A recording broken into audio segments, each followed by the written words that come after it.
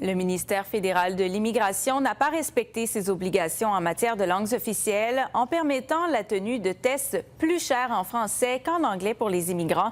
C'est ce que conclut le commissaire Graham Fraser dans un rapport d'enquête préliminaire dont Radio-Canada a obtenu copie. Laurence Martin. Et c'est quand même une très bonne nouvelle pour les immigrants francophones. Une bonne nouvelle peut-être, mais elle arrive trop tard pour Amandine Girard. Comme des centaines d'immigrants francophones, elle a dû passer un test de langue pour obtenir sa résidence permanente et elle a choisi de le faire en anglais.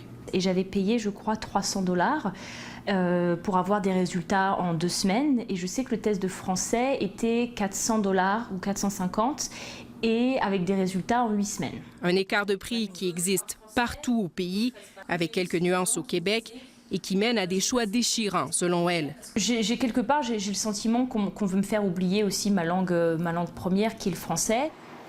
Après 1 an d'enquête, le commissaire Graham Fraser lui donne raison dans son rapport préliminaire.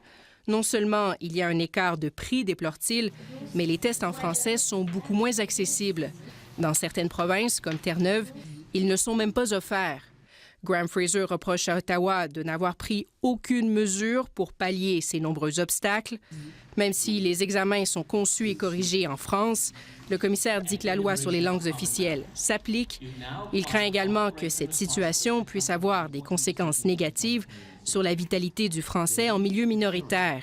Le ministre de l'Immigration, John McCallum, n'était pas disponible pour nous accorder une entrevue, mais par voie de communiqué, une porte-parole du ministère nous a dit que des changements pourraient être apportés, mais on ne promet rien de concret pour l'instant.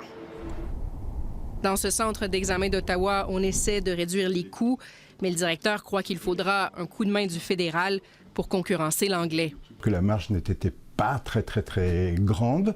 Amandine, elle, espère surtout que ce rapport ne sera pas tabletté. On veut amener de la main-d'œuvre francophone, mais de l'autre côté, on bloque quelque part ces gens à pouvoir utiliser les services en français. En souhaitant, dit-elle, que les efforts du fédéral des derniers mois pour promouvoir l'immigration francophone se poursuivent.